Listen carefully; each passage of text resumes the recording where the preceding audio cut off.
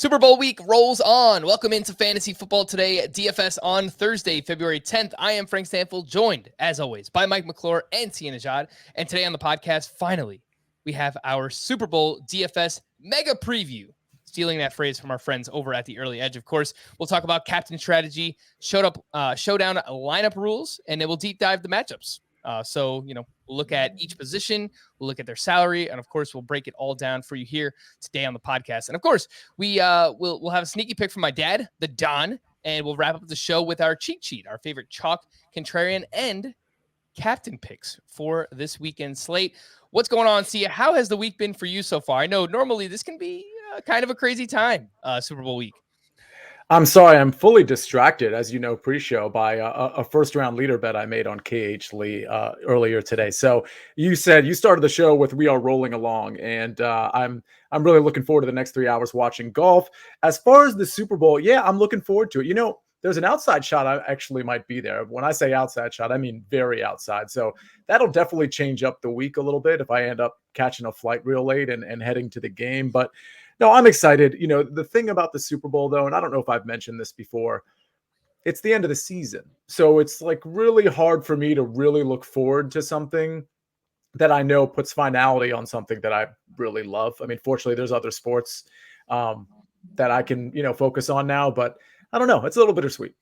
So, yeah, I mean, I knew you had a good DFS year, but man, if you're going to the game or have the option to go to the game, you must be rolling in the dough. So, well, I don't have the option yet. And to the extent I do, it's because somebody else's dough is probably helping me out. But it would be a really cool experience to go, obviously. All right, Mike, how you doing, buddy? How's the week been so far for you? I know last we spoke, you were talking about all these different live streams going on. I know you got Early Edge. It's a busy time leading up to the Super Bowl. Busy time leading up to the Super Bowl, but we love it. I just want the game to start now at this point, right? We've talked about it for a week and a half. I'm ready for it. And yeah, I can't wait. I like Sia. I am a little sad. I always get a little sad when it ends. I was sad, probably more sad a couple weeks ago or a week and a half ago when the Chiefs lost. Obviously, I was hoping to go to the Super Bowl myself, hoping to be out there, not going to go without Kansas City being there, of course. So, it is what it is, but good opportunity to sit home on the couch and try to print some money on DraftKings.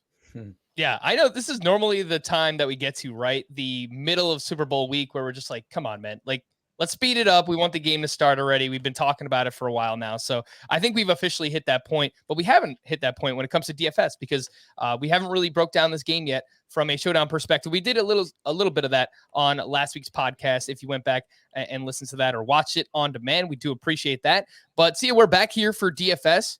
Few questions for you. How many lineups are you looking to play this weekend? What kind of contests are you looking to play in? Are you going to change it up? I know typically, lots of single entries, 3 entries, but last slate of the year, do you want to change it up? Maybe jump in the millionaire contest. I know that's a 150 max enter. So how crazy are we getting for Super Bowl weekend? Probably not too crazy. I mean, I think I'm going to stick to my game plan of just playing, various single entries, like maybe 3 or 4 single entry contests that I normally play, and maybe a couple 3 maxes. I might experiment with some of the MMEs, some of the max entry ones, but with lower dollar amounts. I just don't think I have much of an edge there unless I'm putting in a ton of lineups. So am I going to do maybe one lineup for fun because it's the Super Bowl? I guess, but it's not something I'm really focused on. I mean, from a bankroll management standpoint, if that's more than like 5% of what I'm putting in there, or maybe more than 10%, then I'm probably doing it wrong. So for me, I'm just going to keep it to the single entries, maybe a couple 3 max. Same question for you, Mike. What are we looking at in terms of DFS this weekend? How many lineups are we looking to play? What kind of contests are you entering? I know earlier in the season, you were very, very big on Showdown where you're entering, at times up to 100 lineups in a given contest. So what are you planning to do this weekend? So this weekend, I'll do my normal, 5 lineups that I'll play, and I'll have those sprinkled across single entries and 3 maxes. And then I'm going to bump it up to 20 total. The 20 total on DraftKings, that is, will be in the main Millionaire Maker. And again, they have a 20 max entry tournament. So I'll have that max to 20, and then I'll play those same 20 in the 150 maxes. Over on FanDuel, I'll be playing 50 to 100 teams in their Millionaire Maker. Theirs is it's a much cheaper buy-in there. So on DraftKings, it's a $15 buy-in. On FanDuel, it's a $5 buy-in. So it's a lot less risk. It's a lot easier to max that one out. So I'll play between 50 and 100 on FanDuel there. All right, good to know. Yeah, if people want to take a shot at the millionaire contest, again, $15 over on DraftKings, $5 over on FanDuel this weekend. Let's start off with just strategy. And these are things that we talked about even before the season started, when we had an entire podcast dedicated to Showdown strategy. But I think like anything else, and we've talked about this from a betting perspective, from a DFS perspective, Sia, we have to make sure, especially in a one-game lineup like this, in the Showdown format, that your lineups correlate. So what is the most likely game flow that you are expecting here between the Rams and the Bengals? And, how many different, how often, how much are you changing up the possibility of that game flow? So obviously, like, you'll have your main game flow, like whatever, the Rams win the game, but then how often are you changing that in the other lineups that you're making as well? It's a great question because you have to take some stands from a game script standpoint. So I'll probably have like 2 to 3 game scripts that are going to manifest themselves in my lineups. The main one, and unfortunately, the main one involved Cam Akers as my captain, behind the defense, maybe behind Matt Gay, the field goal kicker, and some pass catchers on the other side for the Bengals. Not the quarterback, but the pass catchers themselves. The problem with that, and we'll talk about it later, so I won't go too in depth now, is we're not 100% sure what Cam Akers' workload is going to be, with Darrell Henderson likely being active for that game. And then, of course, Sony Michel is in there. And, obviously there is a lingering shoulder injury that may be an issue with Cam Akers. So that's something we'll talk about later on in the show. I think it's really important to kind of figure out what you're going to do with that. But so that's my plan initially, is to have maybe Cam Akers or at least the running game as the foundational point. And game script wise, you're thinking the Bengals are going to be having to play comeback ball in the second half. I think the other game script that is going to be prevalent for me is knowing that we're not really sure necessarily what's happening with the running backs. Let's put it on Matt Stafford's shoulders. That doesn't mean he's the captain necessarily, but it does mean you might have an LA Rams pass catcher. And then in your flex spot, you have another receiver and Matt Stafford. So that's another, or you could put Stafford in the captain spot. And then the third game flow for me, it would be, well, okay, what if I'm wrong about the Rams controlling this game? You could always put one of the pass catchers for the Bengals in your captain spot. In my case, I'm kind of taking a stand on T. Higgins. He saves me some money, so I might put him in the captain spot with Joe Burrow, likely with Jamar Chase, and then figure out the rest of the pieces from there. Obviously, Cooper Kupp and Odell Beckham likely to be involved to the extent they can fit in those lineups. Yeah, we'll talk about Cam Akers a little bit later on, but as you mentioned, dealing with the shoulder injury and potentially 3 running backs in the mix. Obviously, Sony Michel is healthy. Sounds like Darrell Henderson is going to be active here in the Super Bowl as well. Mike, same question to you. Maybe what are the few different game flows, the likely game flows that you're expecting in this game? And if you can explain it, how do you work that into, I know that obviously you use the optimizer a lot when creating these lineups. How do you maybe work game flow into an optimizer when spitting out the best Showdown lineups? Yeah, so when you're spitting out the best Showdown lineups there and working into the optimizer, you're going to have to do some manual manipulation. So that'll be locking certain players in, excluding certain players, bumping projections on some. So some that I personally am doing, I'm betting really heavily on the game being low scoring. I think that's going to be a source of edge in the DFS contest. It's not necessarily what I think will happen in the game. And I think it's important to recognize that, especially when you're building multiple lineups. I'm not building for what I think is most likely to happen. I'm building for what I think is underpriced, if that makes sense. So I think the game can definitely turn into a shootout, but in the scenario that it doesn't become a shootout, I think there's a massive edge just through playing the defenses and kickers. So one lineup that I've actually got pulled up right now is a Matt Gay captain lineup. And that's the lineup where both teams kind of struggle. The focus is on McPherson. I like Matt Gay just as much, if not more. Got the Rams defense in there. And then I've got Cooper Kupp, T. Higgins, Matthew Stafford, Joe Burrow. Just one pass catcher isolated with the quarterbacks, hoping that we get some field goals, some lower scoring, get some pressure on Joe Burrow, some sacks, things like that. Just ways to get different. That's what I'm going to be focused on the most. I'll be fading Jamar Chase pretty heavily. I don't think I'll have much Jamar Chase at all across my lineups. I think that if you take stances in certain spots, I think it's where I would like to go. I'll talk about why I want to fade Jamar Chase in a little bit, but That's definitely one of the game scripts that I'm building. Another that I'm building, I think that you have to take stances on the Rams backfield. I think it's smart to take a stance on one of the guys, or to take the stance and just completely avoid it. I think that that's going to be really smart. And then final generic slate notes that I would say, we've talked about this a few times, but it's incredibly valuable in 2 spots: Showdown NFL, golf. Leave salary cap on the table. If you're using an optimizer, set a rule and make sure. So the salary cap is $50,000. Do not allow yourself to use more than $49,700. I need to leave at least $300 on the table. By doing that, you eliminate so many duplicated lineups. It's unbelievable. I'll have to pull up some of the actual data and maybe tweet that out. But just running through my basic projections that I have right now, just clicking optimize, 12 of the top 20 lineups use $49,800 or more. 12 of them. So those 12 lineups would immediately be eliminated. Those are 12 of the most popular lineups. When you have one game, the median projections from my source and all the other sources around the industry are going to spit out a very, very, very similar lineup.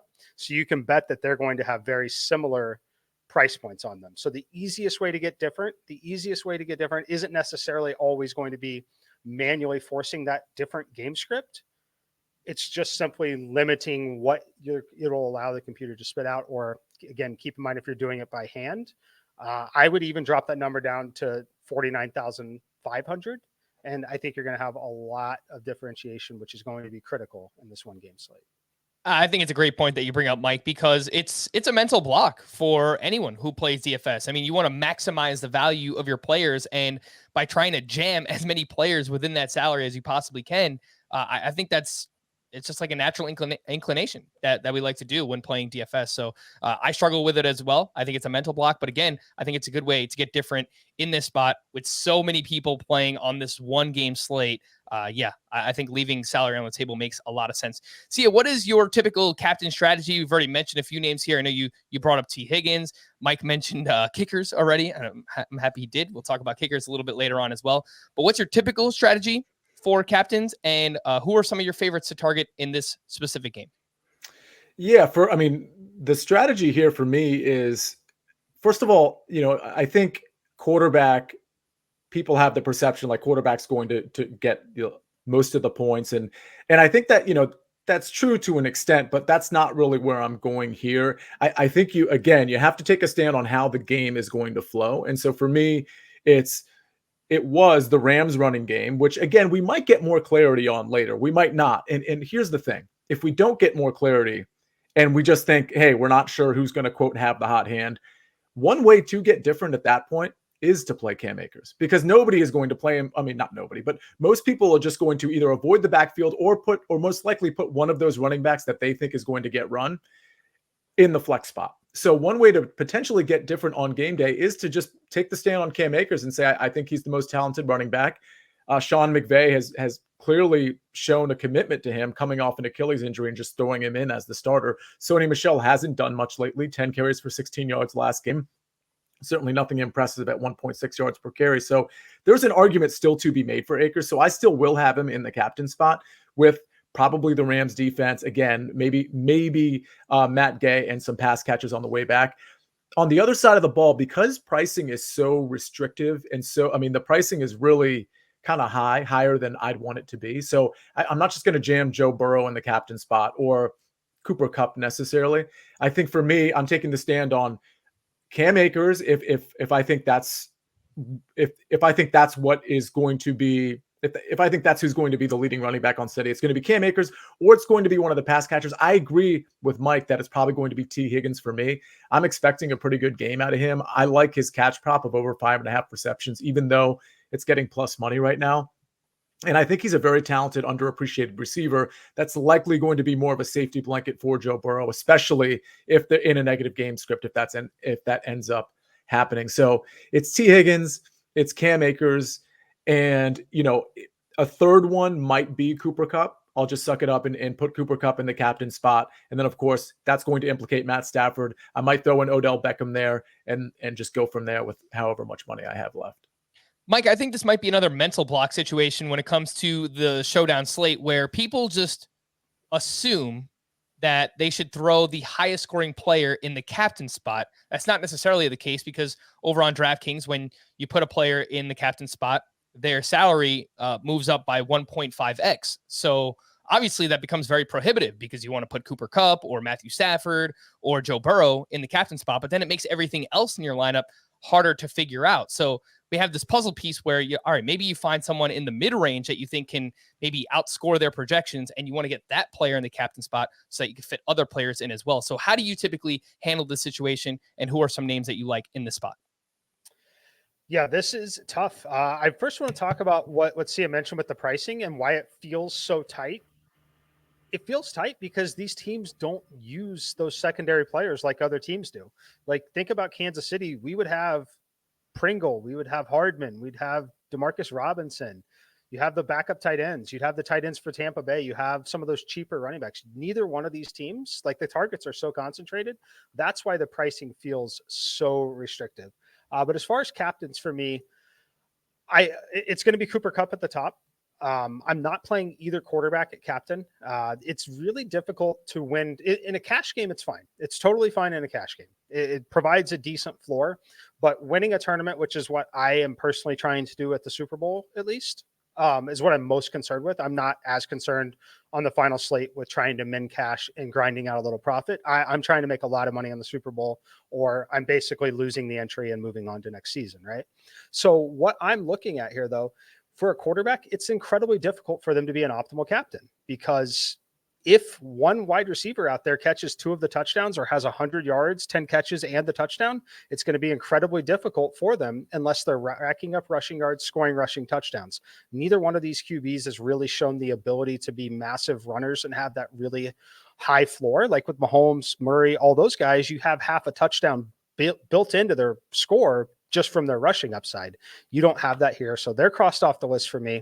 T. Higgins is my favorite on the Cincinnati side, but I'm actually going to Joe Mixon. I like Joe Mixon in this spot just because he is one of the players that still could, within a reasonable doubt, still be the top scoring player on the slate. He could easily land in the end zone twice, once from a pass, once from a rush. Like, it could definitely happen. He's not going to be the focus because they haven't been able to run the ball very well. I've also already bet his under. So it might seem weird, like, why are you playing him in the captain if you bet his under? Because I personally think that he's going to still be involved in the red zone should they get there, right? So that's why I want to play him. The ownership is going to be low enough there. Then next for me is going to be Odell Beckham, but it's going to be focusing on players that can catch passes and find the end zone, have those large workloads. It's hard to get Cooper Kupp in. So the last thing I'll recommend here, which is, again, counterproductive to the Joe Mixon lineup. However, and obviously it's a very different lineup. Because there are so few cheap players on this slate, I do it all the time in the NBA when we get to the NBA finals, especially on FanDuel. I take a 0 intentionally. I'll pick someone who could, in a wild scenario, see the floor. Same thing here. For me, I'm going to punt a spot in this game, and I'm going to punt that spot with Chris Evans. The reason why I'm going to do that is because that is the biggest leverage point here. Joe Mixon, Samaje Perine could see heavy workload if Burrow is under pressure. Either one of those two guys gets hurt in any way, shape, or form in this game, Chris Evans is $400. If not, I punt with him. He's my final spot. If I'm able to punt with him, now I can comfortably get Burrow, Higgins, Kupp, and Stafford easily, and one of the kickers if I want to, in the same lineup. So that's something I want you guys to strongly consider in some of your Cooper Kupp type lineups, because the other thing, if Cooper Kupp is going off and scoring the amount of fantasy points needed to be the optimal captain, there's a chance that Chris Evans is just simply on the field for even a play when they're in a hurry up situation, anything like that. There is a chance that he sees the field, and he is a legitimate weapon in the passing game for them. All right. Yeah. You're right. Frank, I just want to add, I'm looking at one of the 4 lineups I've already made. Chris Evans is in it, and Cooper Kupp is the captain. And I've got just a mix in between there, of course. And the idea was, and Mike mentioned this on the last show, and I'm taking that advice. He either gets something or he doesn't, but that doesn't mean you don't win because he doesn't get something if the 5 guys you have end up being optimal. So that's definitely something to consider. There's a few guys like Jake Funk is in there, which honestly wouldn't really matter if let's say Darrell Henderson is active, like Jake Funk is probably not going to touch the ball, but there are guys down there that at least have a possibility. Obviously, Skowronek is on there too, that have the possibility to touch the ball and the possibility to maybe get a touchdown. But even if they don't, you might be okay.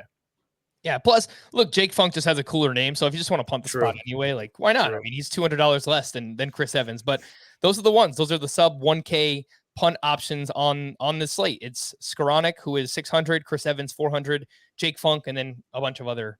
Who are these guys? Those guys are priced down at $200. And Mike, I'm happy you brought up the Joe Mixon prop that you took, because as soon as you said it, I'm like, wait a second. What are you doing here, Mike? Because I know that you don't really like Joe Mixon, but it makes sense from a DFS perspective. And I know that you've mentioned almost like hedging your bets and playing DFS together at the same time. So I do think that makes a ton of sense as well.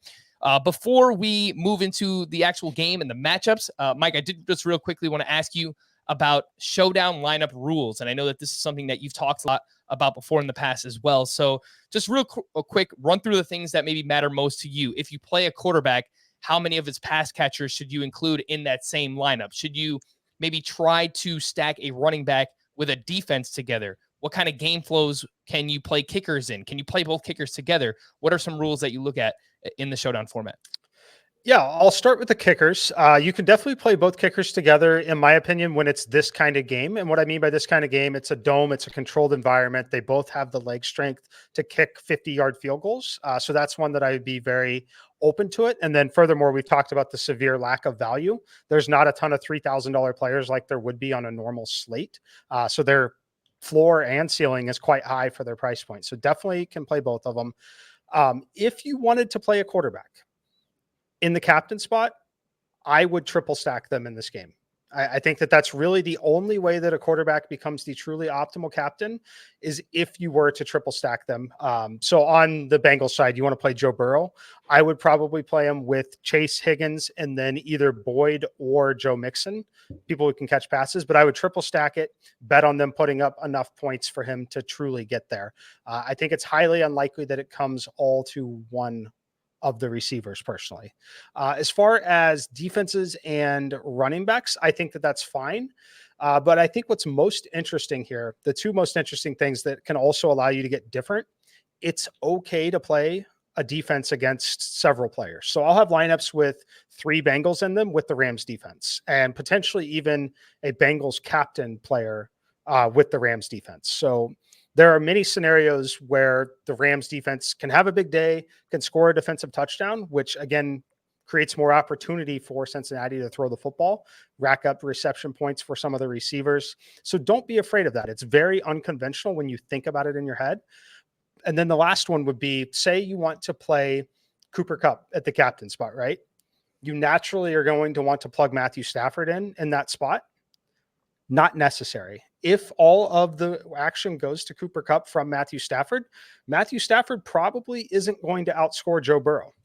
It's okay to stack the opposite quarterback with someone like Cooper Kupp in that spot, because Cooper Kupp having a big day is definitely correlated to more opportunity for Joe Burrow to throw. We've seen a little bit of Joe Burrow wanting to run over the last few weeks. So just little things like that, I think can really help make a difference. And again, it's a 1-game slate, so you just need that guy to outscore him by literally 3 to 4 yards in some of these situations. All right, good stuff there from Mike. If you haven't already, join our FFT DFS Super Bowl Showdown contest. It's our biggest contest yet. 200 entries, $5 to enter. The top 20 gets paid out. And you can find the link in the podcast or the YouTube description. I know that we've tweeted it out a few times already. Mike, I know that you're offering up a special prize for those who finish in the top 3. I don't want to mess up the name here, so remind people of the NFT that you'll be giving out to the top 3 winners here. They are 3 Tenacious Tigers, an NFT project that I'll actually be involved with going forward. So very excited about that. Very excited to distribute those to a lot of the people in the community. And I'll definitely help anyone and everyone get set up if they are interested in trying to obtain one of the Tigers. All right, Mike, I think you and I are going to have to talk afterwards too, because I've tried to get into the NFT space, Top Shot, the sports stuff for sure. These like avatar picture ones, I've kind of struggled with. So we'll talk afterwards and we'll figure it out. Programming. For those who might be wondering what happens after the Super Bowl, it's a good question. We'll have just one podcast next week. And it's going to kind of be a send-off for a while. It's going to be a season recap, a Super Bowl recap. We'll have some fun. We'll talk about different strategies and things that we noticed throughout the course of the season. But unfortunately, we've got other things going on as well. Obviously, the early edge is ramping up. I've got some baseball duties. So we're going to say goodbye to FFT DFS following next week for, I don't know, next couple of months. And then, of course, as we get closer to like the NFL draft and, best ball season starts rolling back up, then the podcast will return. So just worth mentioning, we appreciate all of you. First season here. It's been a lot of fun. We appreciate all of your support. If you haven't already, give us a 5-star rating on Apple and leave a review. We certainly would appreciate that. We're going to take a quick break. When we return, we're going to deep dive the game, the matchups, the salaries here on FFT DFS. All right, so let's jump right into the game. The Bengals at the Rams. The Rams are now -3.5 on Caesars. Still seeing some 4.5s out there as well. So it's interesting. This spread is kind of ranging between 3.5 and 4.5 as of now. The total 48.5 for the game. And we'll start with the quarterbacks, who we've talked about quite a bit so far here. Matthew Stafford is $10,800 and Joe Burrow is $10,600. They are the second and third highest priced players on the slate, respectively. Sia, what do you think about both quarterbacks? Are you trying to get both in your lineup? Is there one that you like more than the other? Stafford, Burrow, Sia, go.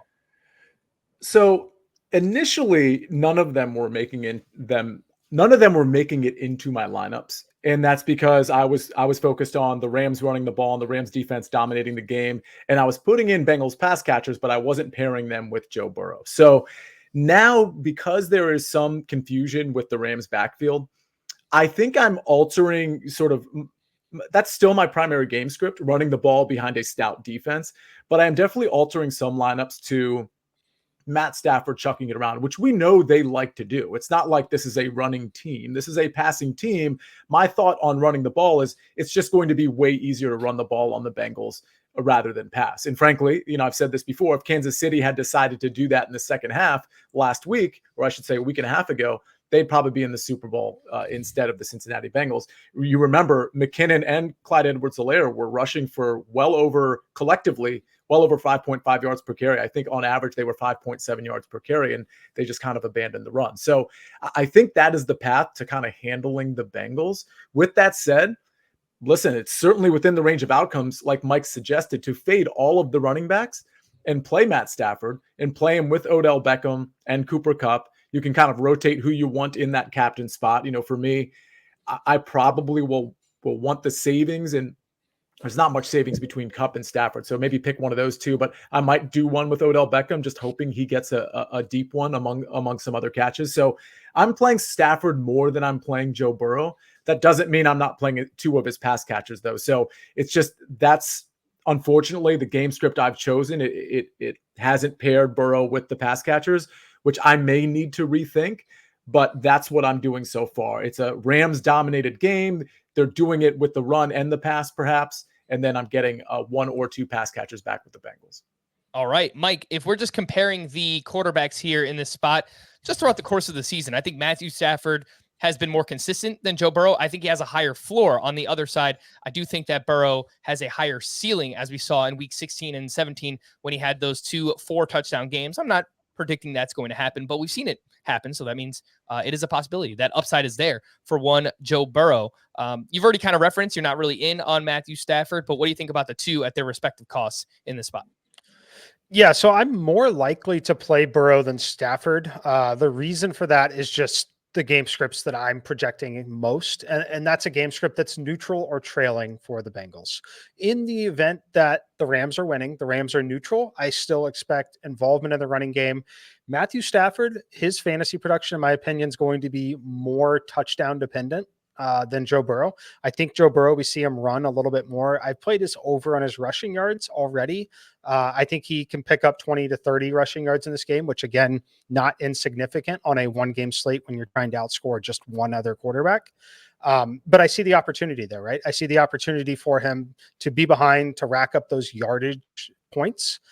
So I like Burrow more than Stafford. As far as where I'm playing them, I have lineups without either quarterback where I'm focused on pass catchers and field goal kickers, because I do think both of these defenses will be able to tighten up just enough in the red zone. And I think these teams still are a little more conservative than some of the other teams we're used to seeing.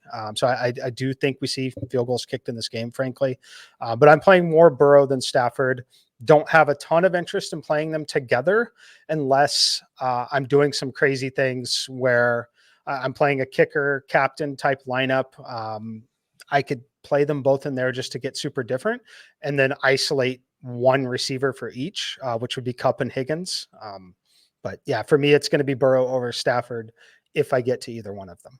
All right, let's move on over to the running backs, and we'll start with the Bengals side of things. Joe Mixon, $9,600 over on DraftKings. Samaje Perine, all the way down at $2,400 on this slate. The Rams allow just 3.65 yards per carry to running backs, third lowest in the NFL. That is the regular season and the postseason combined. Joe Mixon, I know that, Sia, you are on the under in his receiving yards, and that's because he hasn't really been that great in that regard. Under 4 yards per carry in 7 of his last 8 games. However, getting more involved as a pass catcher, 5.8 targets per game over his last 5. What do you think about the price tag for Joe Mixon at $9,600? And then Samaje Perine, maybe if we want to save some salary, down at $2,400. Yeah, and just to be clear, I'm on the under in his rushing yards. You may have said receiving there. So yeah, under on his rushing yards of 63.5, or it's probably at 62.5 now, and I still like the under there. I think there are paths for Mixon, but I definitely think it's through the passing game.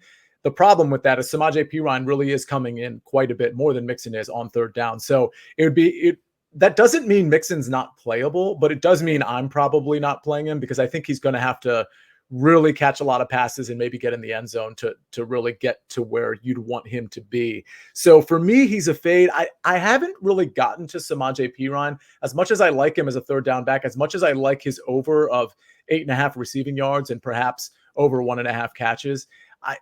I still think 2,400. I don't think it's too much. I just don't think you get there when you're making the lineups. It's really hard to get to Samaje Perine, because typically you have to go lower to like the Skoroneks and the Chris Evans and Jake Funks of the world if you want to dive that deep. So I'm really kind of avoiding this backfield. I do think, and I think Mike suggested this a show or two ago, and I totally agree. I think Jamar Chase maybe gets involved in the backfield a little bit too. That might take a little bit away from Joe Mixon. Keep in mind, they've had a couple weeks to game plan. They just saw what Debo was done all season, but last game as well. It really makes sense to get Chase the ball behind the line of scrimmage. So that's another thing to consider, maybe a knock on Mixon. This is a really tough one. So I'm going to be off of Mixon and Perine most likely. All right, you got to take your stand somewhere, and that's where C is going in terms of the Bengals running backs. For the Rams, Cam Akers, the price is very affordable, but now he's dealing with this shoulder injury. He left the conference championship game. He returned to that game, but limited at practice on Wednesday. Cam Akers, $6,400 on this slate. Sony Michel, just a little bit cheaper at $5K. Darrell Henderson is $1,600, so he's very cheap. Not sure what the role is going to be, but expected to return off of IR here for the Los Angeles Rams. Mike, we mentioned taking stands on the Rams running backs here. What are you thinking in terms of this position group? Yeah, as of right now, I'm mostly going to be off of the Rams running game. If I play one, it'll be Akers, but I'm mostly going to stay off of it. It doesn't feel good. It's not comfortable, but I'm going to focus heavily on kickers and defenses in this game. I think that they're just because of what I'm projecting the Rams to be in a timeshare. I think that we see the three-way split, to be honest with you. So especially with so much time to prepare for this game, kind of like Sia mentioned with the Jamar Chase thing. So as of right now, my stance is going to be off of Jamar Chase, off of the Rams running game, and fill out the lineups in those other ways. I do have some interest in Mixon. I thought what Sia said was super sharp and super interesting about Samaje Perine, and I totally agree. It's very difficult to get to Perine. So he hasn't flashed a ton of upside in terms of the yardage. He had one big play against Kansas City, happened to go for that touchdown. Outside of that, yes, he's been on the field. Yes, he's caught a few passes. But the scenario that I think that he really drastically exceeds his value at that price point is honestly the scenario that Mixon gets hurt and leaves the game. And if that happens, Chris Evans is going to have opportunity. So I would much rather play him at $400 and stack the rest of my lineup up personally, just because there's so much attention and so much focus on Samaje Perine. Like, we're talking about them. Everyone is talking about him. We're talking about his player props, all those things, right? In my opinion, he's definitely going to be over-owned in these contests as people are desperately searching for value. I would way rather try to jam in the kickers personally, just where their price points are at. So I'm off Perine as well.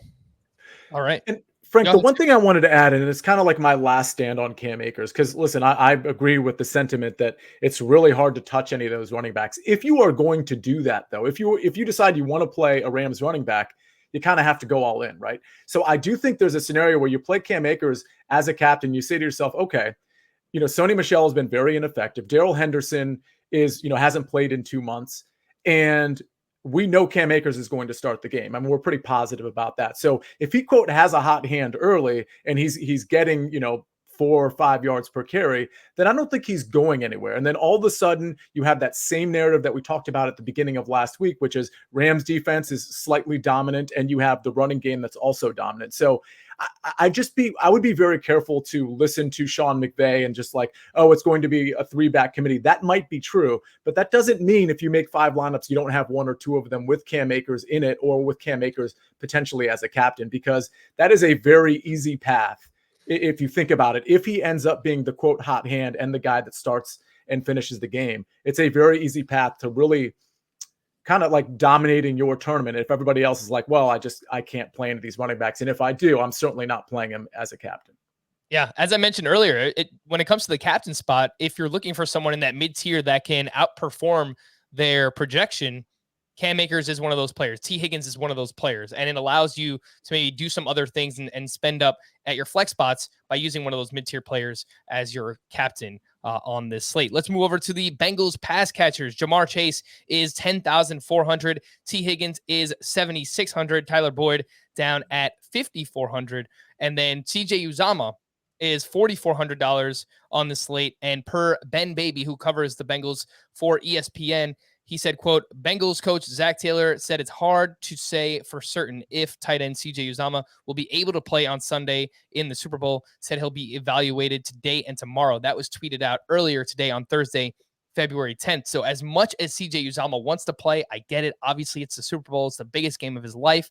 There's still some uncertainty on how healthy he is and what his role might be.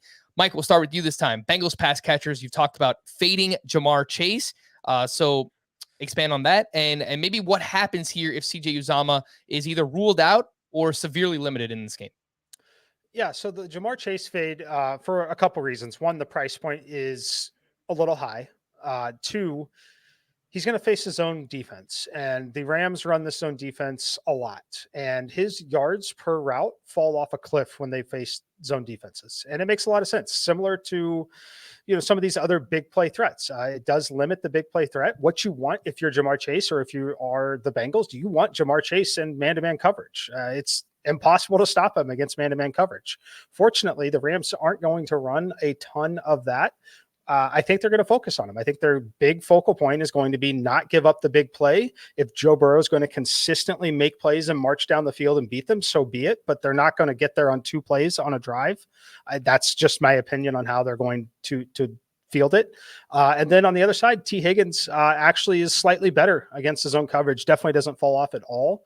But if there's any additional focus on Jamar Chase whatsoever, I really like Higgins. I think he's a huge threat over the middle of the field. I think Joe Burrow obviously trusts him a lot. The price point is a lot better. So I like Higgins. I'll be playing him more than Jamar Chase. The only caveat on Jamar Chase, like Sia, like I mentioned earlier, I think they're going to try and put the football in his hands as much as possible. Getting him the ball behind the line of scrimmage is probably a good idea. He's got just so much upside anytime he touches the football. So we'll be watching out for that. But in DFS, just the popularity level, the big game, like I think I have to take that stance. It's not going to feel great. Like you're obviously always fading that 75-yard touchdown. But I'm going to do it. I like T. Higgins. I think it's a perfect spot for him. All right. What do you think about the CJ Uzomah situation? I'm very anxious to see where the the sports books open the lines on it. So the good news is it'll be a last minute call on my lineups, but I'll look for where the player prop is on it. And that'll give me an indication of how healthy the general market thinks he is. And we'll go from there. But as of right now, I don't have a ton of interest in playing it. I think that it's really difficult to get there. It's really difficult to get to some of the backups. I think just general tight end note, what I plan to do if CJ Uzama is active and Tyler Higbee is active, if those guys play, that's when I want to play Blanton and Sample. If they're inactive and Blanton and Sample are tight end ones, I'm totally off the tight ends. I just want them in the situation where they're not going to be the lead deal. I think that they're still going to play. Like, I don't envision the scenario where CJ Uzama, Tyler Higbee, if they are able to play in this game, I don't envision the scenario where they're playing a full complement of snaps and playing every single snap. I don't think it's possible. The injury risk is obviously incredibly high for a re-injury when both players are being rushed back. So that's the scenario where I'd want to play the backups. Again, if they're ruled out and it's the backups from day one, I'm totally off the tight ends.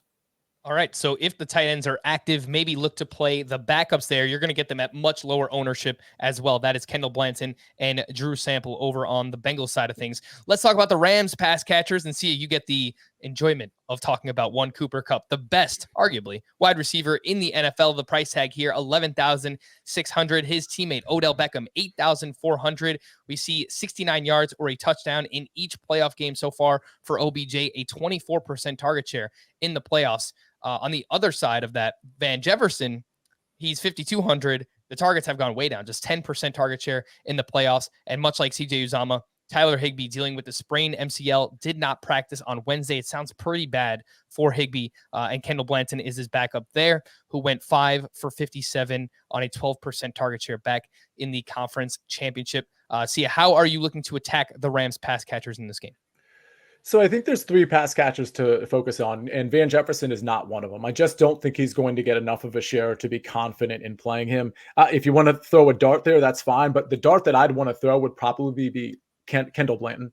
And that's just because people aren't going to want to play him. And we know that the tight end position is a big part of the Rams offense. We know how well he did last week. He's priced up just enough where I just think he's going to be avoided for the most part. So if you want to stick him in your lineup instead of, let's say, Odell Beckham, because you're saying, well, Odell Beckham's going to get more opportunity, but Kendall Blanton has perhaps more touchdown equity. I think that's fine. I don't think that's a problem if that's how you want to get different with your lineup. I do like Cooper Kupp. I mean, as much as I want to try to fade him, maybe I'll fade him in my captain spot, and that's my alleged fade. But the reality is, I just think, especially against the Bengals defense, I think they did a good job trying to limit Tyreek Hill, especially in the second half last game. But I don't think they're going to be able to do that the way they play defense. I don't think they're going to be able to do that to Cooper Kupp. I think he's going to get plenty of opportunities. So I like Kupp. I like Odell Beckham, not as much as I liked him last game. So it's Kupp and Beckham for me. But I do think Blanton is a good pivot off of Beckham. Yeah, and this is a solid matchup for the Rams wide receivers as well. The Bengals have allowed a wide receiver to score a touchdown in 9 straight games. They've allowed multiple wide receivers to score a touchdown in the same game 2 different times. So it seems like a pretty safe bet that someone will see the end zone here, whether it's Cooper Kupp, whether it's Odell Beckham, or Van Jefferson somehow on maybe some kind of deep play here. Mike, anything that you'd like to add on the Rams pass catchers? I love Odell Beckham. I think it's a great spot for him. I think that if you want to get creative in the betting market too, say you can't quite get to Odell Beckham in your lineups and you've got a lot of Cooper Kupp and you're worried about him hurting you by not having him, there are some fun props out there that you can basically bet Odell Beckham to have more receiving yards than Cooper Kupp, things like that, that offer some really, really nice payoffs. But I love him. I'll be playing him pretty heavily. It's to the point on Odell Beckham, honestly, where his ceiling is that, and the price savings, I'm considering playing him over one of the quarterbacks here in DFS. All right. Yeah. And you're getting about a $2,000 savings when playing Odell Beckham instead of those quarterbacks. See, I realized I didn't give you an opportunity to talk about the Cincinnati Bengals. Are you worried about Jamar Chase maybe as much as Mike is?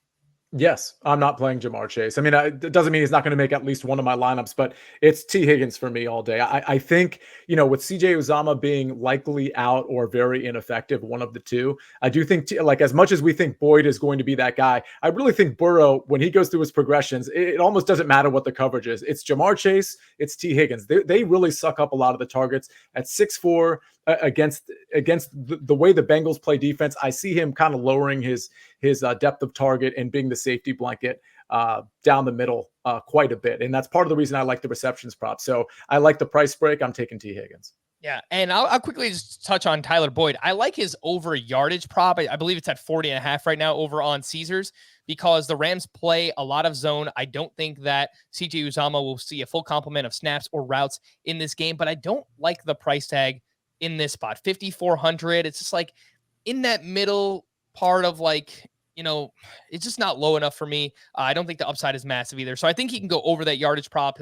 Maybe he gives you 5 for 45, but even then at his price point, I don't think it's worth paying for Tyler Boyd there. Everyone's favorite part of the podcast, and by everyone, I mean mine, because I like hearing Mike talk about kickers and defenses. So Evan McPherson is 4K. He has 11 plus DraftKings points in 9 of his last 10 games. Matt Gay, the Rams kicker, $3,800. He has 7 plus DK points in 9 of his last 10 games. And then we have the Rams defense down at 3,400 and the Bengals defense down at 3,200. Mike, maybe rank them in terms of priority that you want to play them. McPherson, Gay, Rams defense, Bengals defense. I'll go Matt Gay first, Evan McPherson second, Rams defense third, Bengals defense fourth, and probably not going to play the Bengals defense. But I will play both kickers and the Rams defense for sure. And I like that you pointed out the number of fantasy points in the last X number of games or whatever. Go look at someone you just talked about, Tyler Boyd or Van Jefferson, and go look at Sonny Michel, all those guys that are more expensive, how often they score double-digit fantasy points in their last 10 games, right? The kickers are absolutely a no-brainer in this contest. All right. Sia, how about for you? Kickers and defenses. You playing them? Absolutely. Yeah, I'm definitely going to have probably a little bit more of Matt Gay than Evan McPherson, even though I understand McPherson's a better kicker. That's more a game script thing. And I think this Rams defense could really potentially take over this game. It's not one of those things where I think it's 100%, but I see a game script where they just can't protect Joe Burrow, and that leads to some sacks, potentially some fumbles, and potentially some picks. And it wouldn't shock me if the Rams get in the end zone. All right. If the Rams defense gets in the end zone. The Don's sneaky pick, my pops. He's come through a few times here throughout the course of the season. Gabriel Davis, a couple of rounds ago, had that monster game against the Kansas City Chiefs. The Don was on him. Does he have here in the Super Bowl? I called him up. I said, Dad, we need a sneaky pick. Who you got? He goes, T. Higgins. I said, that's not sneaky enough. He's $7,600. So the Don does like T. Higgins as well. But I said, give me another one. I need someone cheaper than that. Sony Michel, 5K. So if something happens to Cam Akers, maybe we see it open up a little bit for Sony Michel. We know that the Bengals rush defense has struggled a little bit. That is the Don sneaky pick here in the Super Bowl. Sony Michel at 5K. We're going to wrap it all up like we've done all season long with our Super Bowl cheat sheet. This time, we will not be giving you a stack because, frankly, I think that would be kind of weird. There's only 2 quarterbacks and a bunch of pass catchers for those guys to choose from. So we will go chalk. We will go one contrarian pick, and we will go with our favorite captain pick here in the Super Bowl. Sia, you are up first, my friend. I already missed stacking. I just want to say Josh Allen to Stephon Diggs, just so I can feel that energy from before. Okay, so let's start with the chalk. I don't know if this qualifies as chalk. I'm pretty sure it does, even though I think it's kind of a value. T. Higgins at 7,600. I like him quite a bit, as I've said before. I'll go value next. It's Rams defense for me. To be honest with you, it was between Rams defense, Matt Gay, and Ben Skowronek. And I'm going to go Rams defense because I know I'm going to be playing a decent amount of them. And my contrarian play, and people might not think this is contrarian, but I do at this point, it's Cam Akers. I just don't think people are going to be willing to play much of him. They're certainly not going to be willing to play him in the captain spot, and I just might do that. Well, Sia, I appreciate you giving us an extra value pick there, but I also need a captain pick from you. Your favorite captain. Oh, my bad. Well, that's interesting. T. Higgins is my favorite captain. All right, so you've got T. Higgins as your chalk and your captain play. Just letting you know that. Yeah, it's a good point. So Mike will go, and then I'll change something. All right, it's all good. Mike, you're up here. You got a chalk pick a contrarian play, and your favorite captain on the slate. Chalk pick for me is going to be Cooper Kupp. I'm going to not fade him at my own risk this week. I like him a lot. Contrarian play, we've mentioned it probably 4 times today. Chris Evans, playing him at $400. I think there's a scenario that he touches the football at least once in this game, and that will make me very excited. And then my captain, I'm going T. Higgins. He's my favorite captain spot. I'll give you a second one because we've all kind of talked about it. I'll say Joe Mixon. I think that Joe Mixon can score touchdowns in this game. No one's going to play him at captain relative to his true upside. So that's why I like him. All right, Sia. You've had I owe you a chalk. Is that right? either chalk or captain. Well, let's go Cooper Kupp. I know that's the same as Mike. This is a 1-game slate. It does make sense to play Cooper Kupp, so I'll go with that. All right. The chalk pick for Sia, Cooper Kupp. His contrarian was Cam Akers. His captain was T. Higgins. For Mike, we had chalk was also Cooper Kupp. Contrarian, Chris Evans down at $400. And his captain play, either T. Higgins or Joe Mixon. Chalk, I mean, again, it's the Super Bowl. We've only had so many players to choose from. I'm going with T. Higgins as well. 7,600. We're all over T. Higgins. I can't wait till he goes like 3 for 40. It's going to be a great game. So I do like him in this matchup. I think that the Rams defense will really focus on trying to slow down Jamar Chase. And as a result, we see some looser coverage for T. Higgins. I think potentially could get loose and targeted in the red zone as well. He's a really big body there in that part of the field. Contrarian, the Bengals DST. I don't think anyone wants to play the Bengals DST, and I get it. The Rams are playing at home. They have this high-powered offense. Stafford throwing touchdowns all season long. But they've put up 8+ DK points in 3 straight games, and they've made some plays. They can get after the quarterback. They can turn the ball over. We've seen that throughout the course of this entire postseason. Stafford been prone to the interception as well. He's made some really, really bad throws this year. So maybe, just maybe, we can get a pick 6 here out of the Bengals defense at 3,200. I'm going to take a few shots on them. And then my captain spot, we talked about him a little bit earlier as well. Odell Beckham, 8,400. One of those mid-tier players who I think can outperform his projection, potentially have a really, really big game in this spot. I'm with you, Mike. I bet the over on his longest reception already. I got it at 22.5. I believe it's up to 23.5. Target share has been up. 3 really strong games in the postseason as well. And the stage, the Super Bowl stage, is a set for someone like Odell Beckham. I think we could see a really big game from OBJ here in this spot. All right, guys, we did it. Our first season is in the books. Regular season, postseason, Super Bowl, Showdown, main slates. It's been fun. It's slowly wrapping up for the year. How do you think we did this year? Sia, what grade would you give us? I'd give us, because I always want to leave room for improvement. So I'm going to give us a B+. All right. I can live with that. I've been a B+ player for a large portion of my life. Mike, what do you think? I was going to say the B+ there. I don't know if I can up them there. So I don't know. I'll say B or B+. Room for improvement. It's going to be great next year. It's going to be great. I think it was great this year. It'll be even better next year as well. We will have one more podcast next week. But for these guys, for Sia and Mike, I am Frank. Thank you all for listening and watching this Super Bowl edition of Fantasy Football Today at DFS. We'll be back again on Tuesday. We will see you then.